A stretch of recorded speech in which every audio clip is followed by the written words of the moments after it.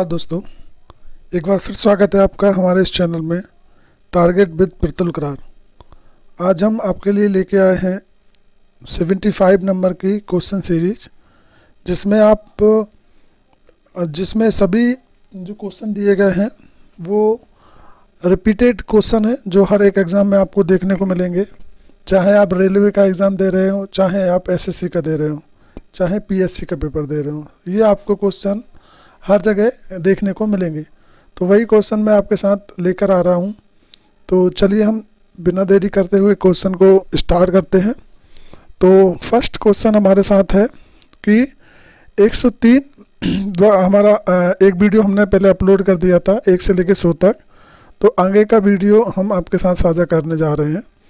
तो इसमें पहला क्वेश्चन है हमारा, स्टेनलेस स्टील किसकी मिश्र धातु है। स्टेनलेस स्टील जो है वो किसकी धातु है। तो ये हमारी किसकी, क्रोमियम व कार्बन और आयरन, इन तीनों का जो मिश्रण होता है वो होता है हमारा स्टेनलेस स्टील। अगला हमारा क्वेश्चन है, पत्तों में दिखाई देने वाली सिराएं काम करती हैं। तो पत्ते जो होते हैं उसमें जो सिराएं होती हैं वो किसका काम करती हैं। तो वो वातपोत्सर्जन जो होता है उसका काम करते हैं, है ना। अगला हमारा क्वेश्चन है, निम्नलिखित में से बौद्ध साहित्य की पहचान कैसे होती है। तो जैसे कि आपने देखा होगा बौद्ध धर्म और जैन धर्म, इनके कुछ वर्ड बोले गए हैं, शब्द बोले गए हैं, कुछ पुस्तकें हैं। तो वो बौद्ध धर्म की साहित्य की पहचान किससे होती है। तो त्रिपिटक जो है वो बौद्ध धर्म का पुस्तक है ना। अगला क्वेश्चन है, पक्षियों को उड़ने से रोकने की प्रक्रिया को क्या कहते हैं। जो पक्षी होते हैं जो उड़ते हैं, है ना, उड़ने के रोकने की जो एकदम से रुक जाते हैं तो उनकी प्रक्रिया को ब्रेलिंग कहते हैं। हम क्या बोलते हैं, ब्रेलिंग कहते हैं। अगला क्वेश्चन है हमारा कि विक्रम साराभाई अंतरिक्ष केंद्र स्थित है। जो विक्रम साराभाई अंतरिक्ष जो संस्थान है वो कहाँ पे है। तो वो है हमारा, कहाँ पे है हमारा, तो वो त्रिवेंद्रपुरम जो है, त्रिवेंद्रम तमिलनाडु में, वहाँ पे ये विक्रम साराभाई स्थित है ना। अगला है, सेकेंड के लोलक की काल की अवधि क्या होती है। अवधि पूछा गया है कि जो सेकेंड में जो हमारे लोलक चलता है उसकी क्या अवधि होती है एक बार। तो उसकी 2 सेकेंड अवधि होती है एक बार पूरा चक्र पूरा करने में, उस बहुत टाइम लगाता है। अगला है, ठंडे देशों में शीतकाल में झीलें जम जाती हैं और नीचे पानी छोड़कर, क्योंकि देखिए झीलें क्या होती हैं, गहरी होती हैं, ऊपर में जो पानी होता है वो जम जाता है उसका, लेकिन अंदर के जो पानी होता है वो नहीं जमता है, क्योंकि उसका जो टेम्परेचर होता है वो हमेशा 4 डिग्री सेंटीग्रेड पर बना रहता है। इसी के कारण जहाँ की जो झीलों की मछलियाँ होती हैं वो गहरे पानी में चली जाती हैं, है ना। अगला क्वेश्चन है हमारा, अमीर कोही कृषि विभाग नामक एक विभाग था, वो किस सुल्तान ने चालू किया था, है ना। कृषि विभाग की बात कर रहे हैं, तो कृषि विभाग किस सुल्तान ने चालू किया था। तो मोहम्मद बिन तुगलक जो था उसने कृषि विभाग अमीर कोही चालू किया था, है ना, अमीर। अगला हमारा क्वेश्चन है कि मौर्य काल में शिक्षा का सर्वाधिक प्रसिद्ध केंद्र कौन था। जो मौर्य काल था हमारा, चंद्रगुप्त मौर्य के टाइम का, उनके काल का सबसे प्रसिद्ध जो शिक्षा के लिए जो केंद्र था वो था हमारा तक्षशिला। क्या था, तक्षशिला। तक्षशिला अभी हमारे पाकिस्तान में चला गया है, पाकिस्तानी क्षेत्र में लगता है। तो उस टाइम पे जब मौर्य काल चल रहा था तब तक्षशिला प्रसिद्ध शिक्षा के लिए प्रसिद्ध था। यहाँ से बहुत दूर दूर के विद्यार्थी पढ़ने आते थे यहाँ पे। अगला क्वेश्चन है, नंद वंश के पश्चात मगध पर किस वंश का राजवंश ने स्थापना किया। नंद वंश जो था वो उसके बाद किसने यहाँ पे शासन किया। तो देखिए नंद वंश का नंद वंश की बात करें तो अंतिम जो शासक था वो घनानंद था, है ना। घनानंद को चंद्रगुप्त मौर्य ने मार दिया था, और चंद्रगुप्त को मौर्य के मारने के बाद मौर्य वंश की स्थापना चंद्रगुप्त मौर्य ने कर दी थी नंद वंश के बाद, है ना। तो हमको इससे भी याद कर सकते हैं, है ना, हसीना मासूका, है ना। इससे भी हम हमारे जो मगध पर राज करने वाले वंश हैं उनको हम याद कर सकते हैं। अगला है, कलिंग विजय के उपरांत अशोक महान ने निम्नलिखित किस धर्म को अंगीकार कर लिया था, मतलब उसको अपना लिया था। तो जो अशोक थे उन्होंने किसको अपना लिया था, तो बौद्ध धर्म को उन्होंने अपना लिया था। लेकिन अशोक का माना जाता है कि वो किसी भी धर्म को पक्ष में नहीं था, वो सभी धर्म को मानने वाला था। तो अगला क्वेश्चन है हमारा, मुगल काल की राजकीय भाषा क्या थी। जो मुगल साम्राज्य था, अकबर, हमारे बाबर, है ना, जो हुमायूं, ये सभी जो लोग आए, उनका जो राजकीय भाषा थी वो क्या थी, तो वो फारसी भाषा थी। क्या थी उनकी राजकीय भाषा, फारसी भाषा राजकीय भाषा थी। अगला है, खरोष्ठी लिपि जो होती है, खरोष्ठी लिपि जो शिलालेख होते हैं या कहीं कहीं पे हमें पाई गई है, तो जो खरोष्ठी लिपि है वो कैसी लिखी जाती है, तो पहले वो बाईं से दाईं लिखी जाती है, फिर यहाँ पे जब वर्ड ख़त्म हो जाता है तो लाइन यहीं से स्टार्ट करके यहाँ तक ले जाते हैं। तो इस प्रकार वो लिपि लिखी जाती है। तो इसमें हमें दोनों आंसर सही होंगे कि जो खरोष्ठी लिपि है वो पहले बाईं से दाईं फिर दाईं से बाईं लिखी जाती है ना। तो इसमें हमारा दोनों ऑप्शन सही हो जाएगा। अगला है, मंदिरों की उत्तरी शैली किस नाम से जानी जाती है। मंदिर जो होते हैं वो किस नाम से, है ना, मंदिरों की उत्तरी शैली किस नाम से जानी जाती है, तो इसका आंसर हो जाएगा हमारा नागर नाम से हमारी ये शैली जानी जाती है, मंदिरों की उत्तरी शैली, है ना। कुतुब मीनार का निर्माण, ये तो बहुत इजी क्वेश्चन है क्योंकि ये क्वेश्चन बहुत बार पूछा भी गया है कि कुतुब मीनार जो है दिल्ली में, उसका निर्माण प्रारंभ किसने किया था। ये 3 राजाओं ने मिलकर इसको निर्माण किया था। तो इसका आंसर हमारा हो जाएगा कुतुबुद्दीन ऐबक। कुतुबुद्दीन ऐबक जो था उसने इसका निर्माण चालू किया था, है ना। अगला क्वेश्चन है, हिंदू मुस्लिम एकता का प्रतीक सुलह कुमार उत्सव आयोजित किया जाता है। जो हिंदू मुस्लिम एकता है उसका जो प्रतीक सुलह कुल उत्सव है वो कहाँ आयोजित किया जाता है, तो कहाँ पे, ये अलीगढ़ जो एक स्थान है वहाँ पे ये आयोजित किया जाता है ना। अगला क्वेश्चन है हमारा कि अग्निग्रह किस धर्मावलंबी के पूजा स्थल है। जो अग्निग्रह है वो किस धर्म में के पूजा में आता है, तो हमारा जो है वो फारसी जो धर्म है उसमें अग्निग्रह पूजा स्थल है ना। अगला क्वेश्चन हमारा, मूर्तिकला की गंधार स्कूल शैली निम्नलिखित शैलियों में से किसका सम्मिश्रण था। तो मूर्तिकला की गंधार जो स्कूल शैली थी वो शैलियों में उसका जो था वो था हमारा भारतीय एवं ग्रीक शैलियों का जो वो था सम्मिश्रण था ये, है ना, मूर्तिकला का। आगे हमारा है, अगला हमारा क्वेश्चन है कि भारत में करेंसी नोट जो जारी करता है वो कौन करता है। तो भारत में जो करेंसी नोट जारी करता है वो करता है भारतीय रिजर्व बैंक। ये हमारे भारत में करेंसी जारी करता है ना। अगला हमारा कि इसरो जो है, इसरो उसका संक्षिप्त रूप क्या है, तो इंडियन स्पेस रिसर्च ऑर्गेनाइजेशन, है ना। तो इसरो का फुल फॉर्म क्या हो जाएगा, इंडियन रिसर्च, ये हमारा फुल फॉर्म हो जाएगा Indian research space research organisation, है ना।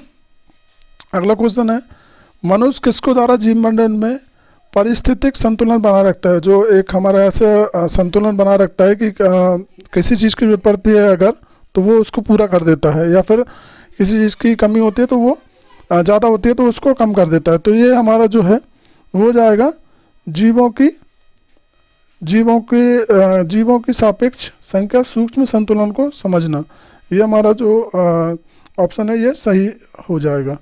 अगला हम चलते हैं अगले, देखिए इसमें पूछा गया है कि धूम कोहरा किससे संयोजन से बनता है। धूम जो कोहरा होता है वो किससे बनता है, तो धुआं और जो कोहरा मिलके किसका निर्माण करते हैं, धूम कोहरा का निर्माण करते हैं, है ना। अगला हमारा क्वेश्चन है, टीका वैक्सीनेशन का आविष्कार किसने किया था। जो आजकल वैक्सीनेशन हम लगा रहे हैं, तो ये आविष्कार किसने किया था वैक्सीनेशन का, तो वो किसने किया था, एडवर्ड जेनर जो एक वैज्ञानिक थे उन्होंने इसका। हमारा अगला क्वेश्चन है, टीका वैक्सीनेशन का आविष्कार किसने किया था। जो टीका लगता है हमें, वो किसने बनाया था? तो किसने किया था? एडवर्ड जेनर जो एक साइंटिस्ट थे, उन्होंने इसका आविष्कार किया था। अब है हमारे कांच के निर्माण के लिए प्रयुक्त कच्ची सामग्री। तो कांच के निर्माण के लिए जो सामग्री लगती है, कच्ची सामग्री, वो है बालू, सल्फर और सोडा। इन तीनों के मिश्रण से हमारा क्या बनता है? कांच बनता है ना। अगला क्वेश्चन है हमारे जो हमारे भारतीय संविधान है उसमें कितने मूल कर्तव्य हैं? तो कितने हैं? 11 हमारे मूल कर्तव्य हैं हमारे भारतीय संविधान में। अगला हमारा लोहे की रेलों के टूटे हुए टुकड़ों और मशीनों के भागों को वेल्डिंग में निम्नलिखित की किसकी सहायता से जोड़ा जाता है या उसका टाँका लगाया जाता है? तो वो किया जाता है सोल्डर जो हमारा एक तार का प्रकार है, उससे इसका प्रयोग किया जाता है उनको जोड़ने के लिए। अगला हमारा क्वेश्चन है वायुमंडल में जल वाष्प की मात्रा पाई जाती है, तो किसके रूप में पाई जाती है? तो आर्द्रता के रूप में हमारी वायुमंडल में जल वाष्प की मात्रा पाई जाती है। अगला हमारा क्वेश्चन है बायोगैस बनाने के लिए समानतः प्रयुक्त द्रव्य कौन सा किससे बनता है बायोगैस का? तो अपशिष्ट जो पशुओं होते हैं उनके अपशिष्ट पदार्थ जो होते हैं उनसे बायोगैस का निर्माण होता है। अगला है हमारे संविधान की प्रस्तावना में कोई उल्लेख नहीं है। हमारा जो प्रस्तावना है हमारे संविधान की, उसमें किसका उल्लेख नहीं है? तो हमारे इसमें व्यस्त मताधिकार जो है उसकी कोई उल्लेख नहीं है उसमें, है ना। तो चलिए आगे हम चलते हैं नेक्स्ट क्वेश्चन की ओर। अगला क्वेश्चन है हमारा भारतीय संसद का जनता द्वारा निर्वाचित सदन निम्नलिखित में से कौन सा है? भारतीय संसद का जनता द्वारा जो जनता चुनती है वो कौन सा है? तो वो हो जाएगा हमारा लोकसभा जो होती है वो हमारी जनता चुनती है ना। संविधान का कौन सा भाग राजनीति के निर्देशित सिद्धांतों से संबंधित है? कौन सा भाग है? तो वो है हमारा भाग नंबर 30 है ना। तो चौथा भाग हमारा जो है वो नीति निर्देशक तत्वों से सिद्धांत से संबंधित है ना। अब अगला क्वेश्चन है हमारा कि गांधी जी जो थे वो किसकी रचनाओं से प्रभावित थे? गांधी जी जो थे वो किसकी रचनाओं से प्रभावित हो गए थे? तो वो थे लियो टॉल्स्टॉय जो एक जो व्यक्ति थे, उनकी रचनाओं से बहुत ज़्यादा प्रभावित थे गांधी जी। अगला हमारा लोकतांत्रिक समाजवाद की विधियां हैं। तो किसकी विधियां हैं लोकतांत्रिक समाजवाद नीतियों? तो वो हमारा समझना और प्रचार करना है। किससे? समझना उसको और उसका फिर प्रचार करना है। ये समाजवादी की लोकतांत्रिक समाजवादी की विधियां हैं, है ना। अगला हमारा असम राज्य में काम कर रही तेल परिष्करणशालाओं रिफाइनरी की संख्या कितनी है ना। कितनी संख्या है हमारी? तो जो रिफाइनरी है उनकी चार संख्या है अभी तक हमारे कार्य कर रही हैं जो। अगला हमारा वित्त आयोग की नियुक्ति कौन करता है? जो वित्त आयोग होता है उसका नियुक्ति कौन करता है? तो ऑब्वियसली बात है कौन करेगा? तो वित्त मंत्री वित्त आयोग की नियुक्ति करता है ना।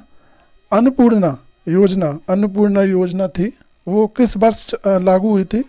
तो वो सन 2000 में लागू हुई थी, है ना। अगला हमारा क्वेश्चन है किसी देश के अनुकूल व्यापार शेष का आशय है। जो हमारा देश अनुकूल व्यापार जो है उसका शेष का आशय है किससे है? तो आयात की अपेक्षा निर्यात अधिक। मतलब क्या हो, हम उससे कम खरीदें और उसको हम ज़्यादा माल बेचें, तो ये हमारे व्यापार के अनुकूल होता है ना। चलिए तो इसी प्रकार हम आगे चलते हैं अगले क्वेश्चन की ओर। अगला क्वेश्चन हमारा मुख्य आयरन और स्टील उद्योग किस पठार पर स्थित है? देखिए हमने फर्स्ट वीडियो में देखा था कि जो सिंचाई के लिए जो हमारा पूरा तत्व वो था, जगह थी, वो हमारे दक्कन के पठार था, है ना। और जो अभी उद्योग के लिए स्टील उद्योग के लिए किस पठार पर स्थित है? तो जो छोटा नागपुर पठार है उस पर बहुत सारे खनिज आसानी से मिल जाते हैं, जिस कारण से वहाँ पे बहुत सारी उद्योग जो स्टील या जो भी आयरन हो गया, स्टील उद्योग हो गया, है ना, तो वहाँ पे बहुत ज़्यादा लगाए जाते हैं वहाँ पे। घास का सबसे ऊंचा सबसे मोटा प्रकार कौन है? जो एक घास के रूप में होती है उसका कौन सा है? तो लाइकेन जो है वो एक घास का प्रकार है जिसके बहुत ज़्यादा ऊंचे पेड़ होते हैं और मोटे प्रकार के पेड़ होते हैं, है ना। निम्नलिखित में से किस नदी का स्रोत भारत से बाहर है? देखिए, ब्यास नदी ये भी हमारे भारत में निकलती है, राकास्ताल। झेलम भी हमारे भारत से निकलती है। रावी नदी भी हमारे भारत से ही निकलती है। लेकिन ब्रह्मपुत्र जो है वो चीन से राकास्ताल से निकलते हुए हमारे भारत में प्रवेश करती है ना, अरुणाचल प्रदेश से प्रवेश करती है। तो इसका बाह्य उद्गम स्थल कौन सा है? तो ब्रह्मपुत्र इसका राइट आंसर हो जाएगा। अगला हमारा, मंजुली संसार का सबसे बड़े नदी द्वीप है, वो किस राज्य में स्थित है? देखिए, मंजुली ये हमारा भारत है ना, ये हमारा भारत है। यहाँ पे आपने देखा होगा, यहाँ पे हमारा मिज़ोरम है, मिज़ोरम। वहाँ पे ब्रह्मपुत्र नदी जो निकलती है, ब्रह्मपुत्र के ही एक मुहाने पर एक मिट्टी जमा होने से एक द्वीप का निर्माण हो गया है। तो वो किस राज्य में है? तो वो है हमारा मिज़ोरम में, है ना। इसका राइट आंसर हो जाएगा मिज़ोरम। मरुस्थली भवन को रोका जा सकता है। मरुस्थली भवन जो है उसको किससे रोका जा सकता है? ऑब्वियसली बात है, उसको अतिचरण, मतलब जो हम चराते हैं उसको हम आसानी से रोक सकते हैं। अगला हमारा क्वेश्चन है, देवी माता की पूजा संबंधित थी। देवी माता जो थी वो किस समय पूजा जाती थी उनको, है ना। तो ये पूजी जाते हैं हमारी सिंधु घाटी सभ्यता के साथ। देवी माता की जो पूजा के हैं उनके साक्ष्य मिलते हैं, है ना। अगला क्वेश्चन की ओर हम चलते हैं। तो अगला क्वेश्चन है हमारा, बंद गोभी का खाद्य अंश होता है। बंद गोभी जो होता है उसको खाने वाला कौन सा भाग होता है? तो कौन सा भाग होता है हमारा? वो होता है हमारा कायिक की कालिका। जो कायिक की कालिका है उसको हम गोभी में खाते हैं, है ना। अगला हमारा क्वेश्चन है, निम्नलिखित में से कौन से प्रक्रम अंधकार के समय पादपों के साथ संबंध होते हैं, है ना। तो इसका आंसर क्या हो जाएगा हमारा? चालन और श्वसन। चालन और श्वसन के प्रक्रम के अंधकार के समय पादपों के साथ संबंध होते हैं, है ना।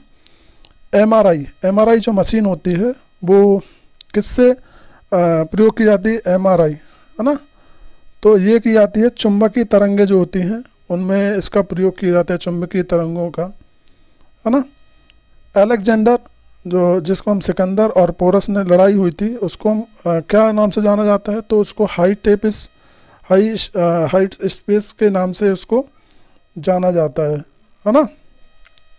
अगला है हमारा हल्दी घाटी। हल्दी घाटी की जो लड़ाई हुई थी वो किन के बीच में हुई थी? तो हल्दी घाटी जो लड़ाई हुई थी वो राणा प्रताप और अकबर के बीच में वो लड़ाई हुई थी, है ना। अगला क्वेश्चन है, निम्न इतिहासकारों से में किसने अकबर को इस्लाम का शत्रु कहा? जो इतिहासकार थे उनका नाम था बदायूनी। बदायूनी जो थे उन्होंने अकबर को इस्लाम धर्म का शत्रु कहा, क्योंकि अकबर जो था वो सभी धर्म को मानने वाला था, है ना। वो सभी धर्मों का सम्मेलन कराता था, सभी धर्मों को मानने वाला व्यक्ति था। तो उन्होंने इसको बदायूनी ने कहा कि अकबर मुस्लिम धर्म का क्या है? शत्रु है ना। इसके बाद अकबर के संरक्षण बैरम खां का पतन कब हुआ? जो बैरम खां था उसका जो शिवाजी ने उनको मार दिया था, तो उनका पतन कब हुआ था?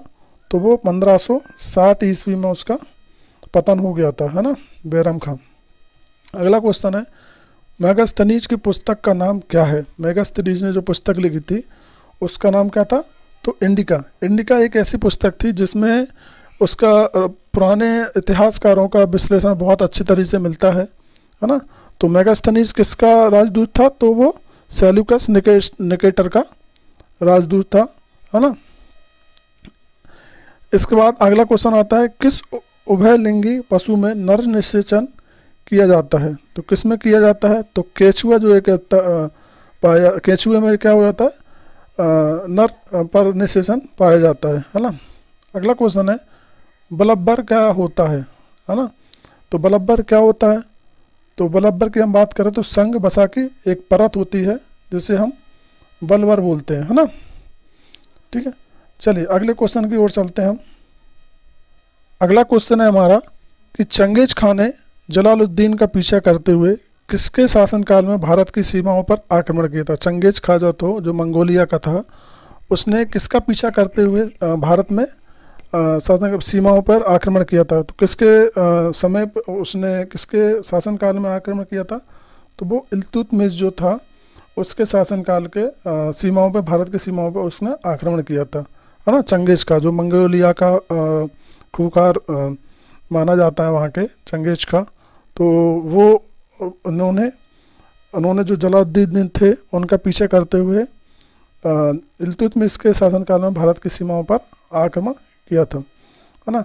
भारतीय प्रतीक का उत्तरी किरण सत्यमेव जयते, जो सत्यमेव जयते बोला जाता है, वो कहाँ से लिया गया है? तो वो मुंडकोपनिषद से इसको लिया गया है। ये क्वेश्चन बहुत इंपॉर्टेंट है, पूछा गया है कई बार। अगला क्वेश्चन है, निम्न में से कौन सा भारत के लिए चुनौती पैदा नहीं करता?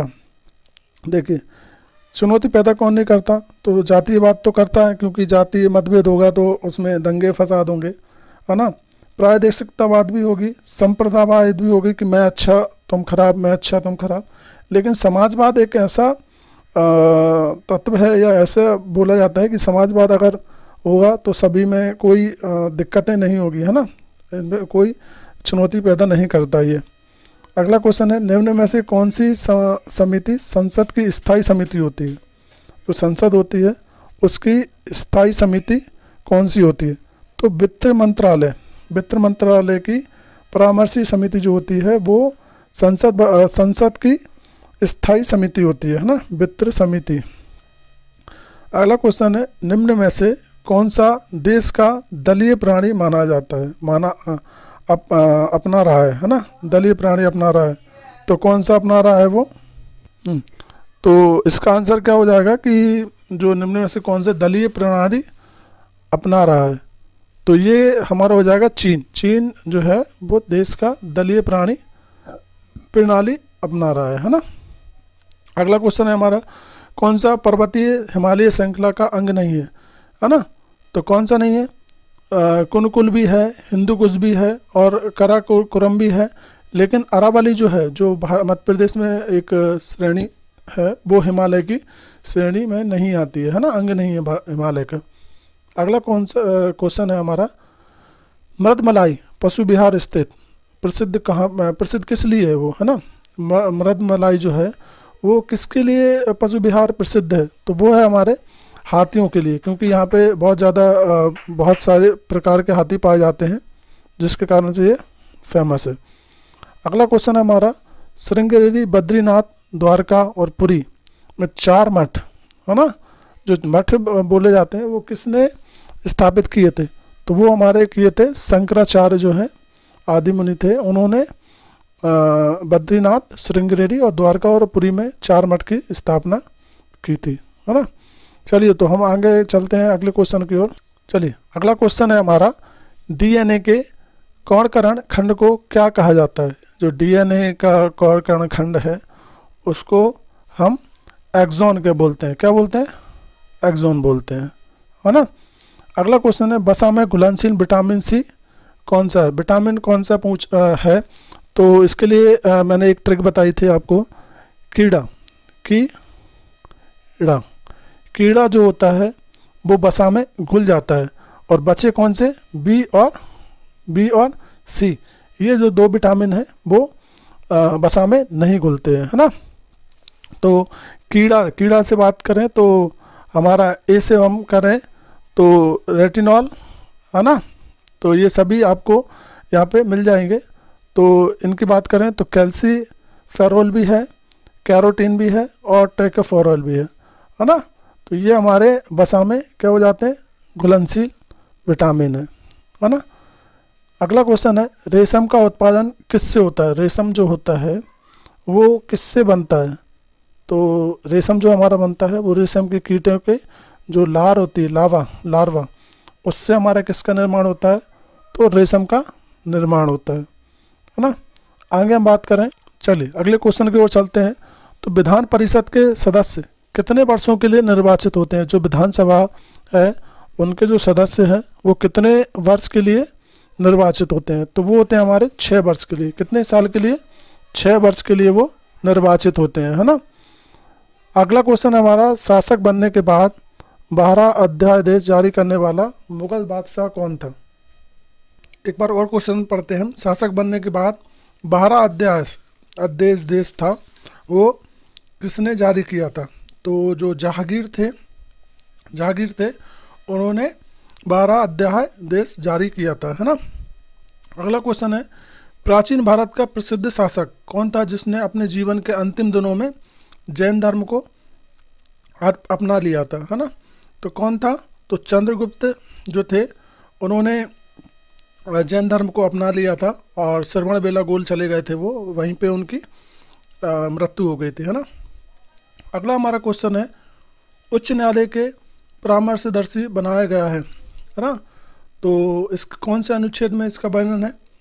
तो अनुच्छेद 143 में इसका उच्च न्यायालय के परामर्शदर्शी बनाया गया है, उनको 143 में इस अनुच्छेद में बताया गया है।